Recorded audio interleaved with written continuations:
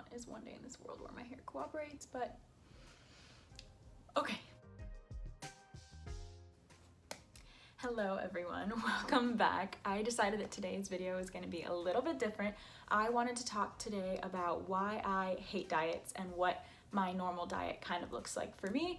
I want to start off by saying I am not a dietitian, I am not a nutritionist. These are all my own opinions, and this is everything that works for me. I just wanted to share my views on how I feel towards dieting to you guys, and maybe you can find some inspiration or ideas on ways that you can live a happy and healthy life without stripping yourself of everything you love and cutting out foods like crazy and all of that. For those of you who do not know me very well, I have been on this health journey kick for about a year now. I did grow up dancing and being pretty active throughout my childhood, but really paying attention to what I was eating or what exactly I was working at was never something that I really even paid attention to growing up until I got to college. And I tried multiple different diets, and I started putting on weight. As you get older, you naturally put on weight. It's very normal.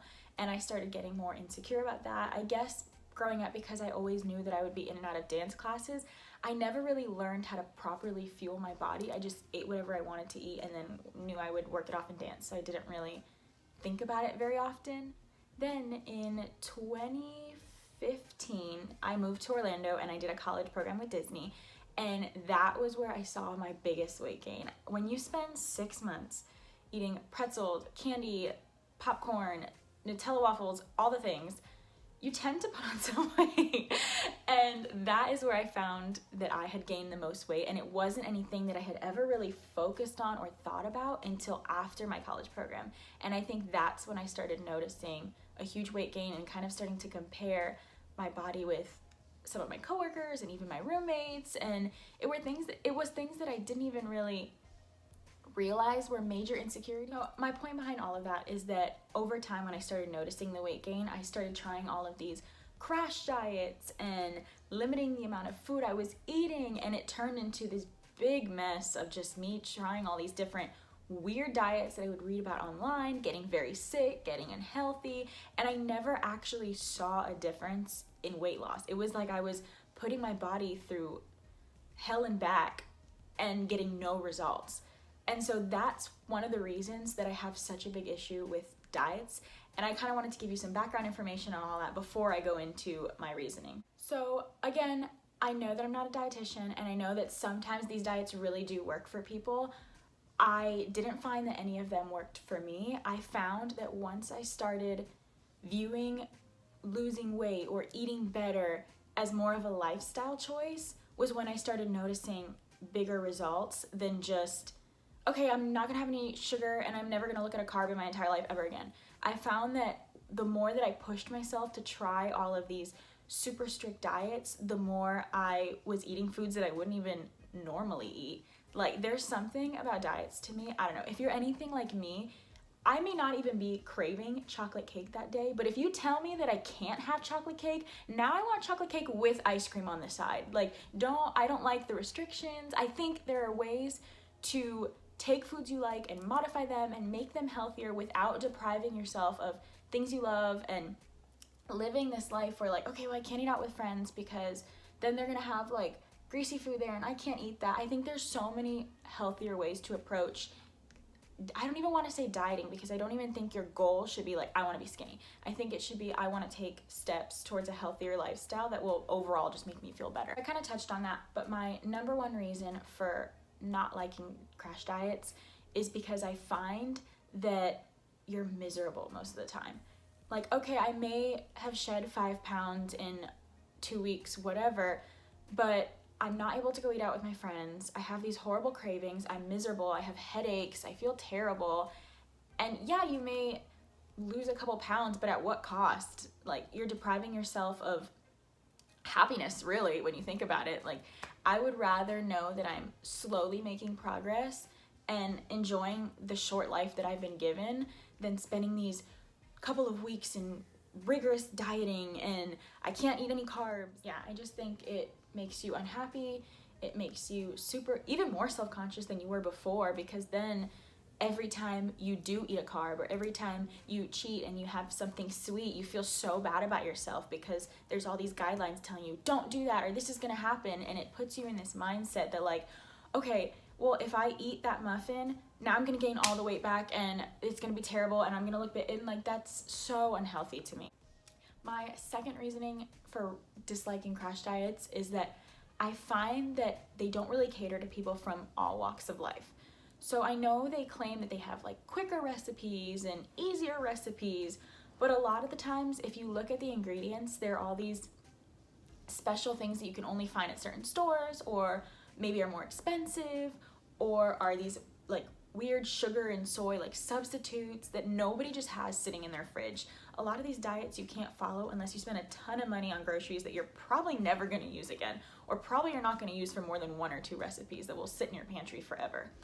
I also feel they don't cater to people who struggle with mental illnesses. There are some days where all I want to do is order in food or go pick up takeout. I don't have the mental or physical strength to go and make an elaborate meal, and that's okay. That is normal. You can find ways to take the foods you love or the foods you're craving or things that you already have in your fridge or from a drive-through and modify them and substitute things to still be cautious about what you're putting into your body. That may work for some people, absolutely, and you should absolutely monitor what your calorie intake is and how much you're putting into your body, but you don't have to follow such a strict schedule and guideline in order to get any kind of result or in order to live a healthy life. And I feel like that needs to be talked about more. I think living a healthy lifestyle is something, just like anything else, that you need to educate yourself on to find what works for you. I don't think there is a blueprint list that you can search up that's a magic trick that's going to work for every single body, every single type of person, every single walk of life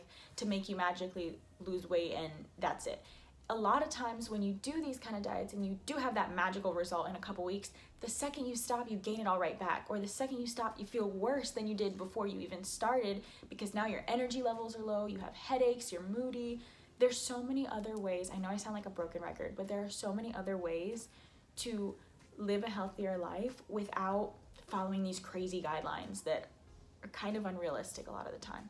Okay, because I already explained to you guys why I don't always agree with certain strict dieting plans or meal plans, I thought I would share some tips on what work for me when I'm trying to be cautious about what I'm putting into my body, but not trying to follow any strict kind of diet or meal plan.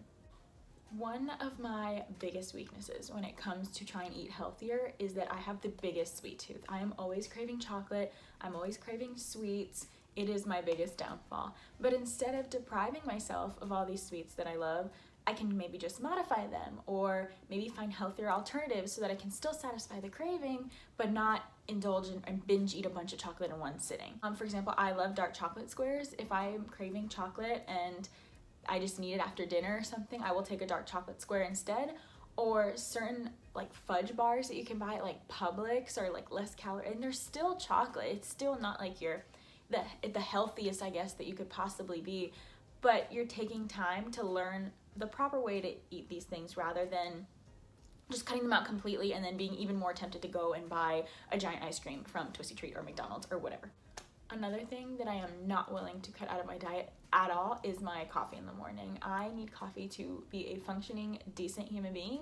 It is not something that I'm willing to compromise or kick out of my diet. So instead of going to Starbucks and ordering a Frappuccino with 1,000,001 calories, I'll go and I'll order a vanilla sweet cream cold brew, for example. I think it comes out only to like 100 calories, and it's still sweet and it's still good, but it's not like binging on something that I know won't be any good for me later. Again, it is all about moderation and substitution. You can still have foods you love, just be careful about what kinds of food you're eating or what certain brands or what the ingredients are in it or how often in a week you eat those things. I love Chipotle and I will go and get Chipotle if I feel like eating Chipotle, but I'm not gonna get it 5 times a week because for me, I know that's, again, that may totally work for someone else, but for me, I know that's not a good idea. So let's say it is a day that I'm really craving Chipotle. Instead of going and dumping a gallon of sour cream on my bowl, I'll get very light sour cream because that's something that I like, and I'll get veggies and chicken and lettuce and tomato and things that are a little bit healthier. Obviously, you're not cutting out all these things completely. So if you're trying to lose weight very fast or you're trying to have this magical transformation. You're not gonna like what I'm saying. But these are things that I'm just sharing work for me. I also want to clarify again that I am not a dietitian. I'm just sharing with you guys what works for me. This art of like moderation and really educating myself on what I'm putting into my body has helped me realize that a lot of the things that I enjoy eating are actually okay. I don't need to cut out every single one of these things. And I've actually seen more of a transformation by paying attention to what I'm eating than when I was doing all of these crazy diets in the past. And I actually, for the first time in my entire life, I'm not worried about what my body is supposed to look like or comparing it to other people. Once you overcome all of those doubts in yourself and educate yourself on the right way to take care of your body, then you start to realize like, okay, I'm very happy with how I look and I'm very happy with the life that I'm living. And yeah, okay, maybe I don't fit in the same pants that I wore in high school. Nobody does. But I'm okay with how I look and I'm happy and I'm enjoying these things that I love without feeling like I have headaches all the time or I can't go eat out with friends and all of that. For me, I really found that patience was key. Obviously, when you're choosing to just modify the foods you're already eating, you're not gonna lose 20 pounds in 3 months. It's not gonna be a thing. But you learn that eating better is more of a lifestyle change. And when a year goes by, when I look at where I was a year ago to today, over time, I didn't really feel like I was seeing that much of a difference. I wasn't really feeling like I was like, oh, I don't look like that much skinnier. I don't look that much more like in shape. But then when I look back a year from now to where I am now, I'm like, oh my gosh, like I look completely different. And I think that it's okay to take those slow steps to get where you want to be. Also, stop putting unrealistic expectations on yourself. You're a human. It's okay. You don't have to look a certain way. Everybody is beautiful no matter how you look. You don't need to look like the girl next to you or the other girl you work with in order to feel beautiful. You were created and born with so many beautiful and specific qualities that are unique to you that you are doing yourself an injustice by trying to compare that to the girl next to you. Because chances are the girl next to you might be looking at you and thinking, man, I wish I had hair like her, I wish I had her body, or I wish I danced like her. You have no clue what is going on in other people's heads. So don't do yourself a disservice by trying to compare your body and your health journey and just your life in general with someone else. Take what is important to you, educate yourself, learn things about how to take care of your body, how to take care of yourself overall, and apply that to your life and watch yourself freaking bloom. You will see a year from now the transformation you have made just by taking those extra steps to believe in yourself, educate yourself, and be patient, really. Anyways, I really just took y'all to church really quick. I didn't mean to do that, but that is pretty much it for today. If you would like to see more videos on what I eat in a day or more tips on how to take these foods and modify them, I would love to talk to you, or I would love to make some more videos like that. So go ahead and let me know. Thank you for watching this video. Please like, comment, and subscribe.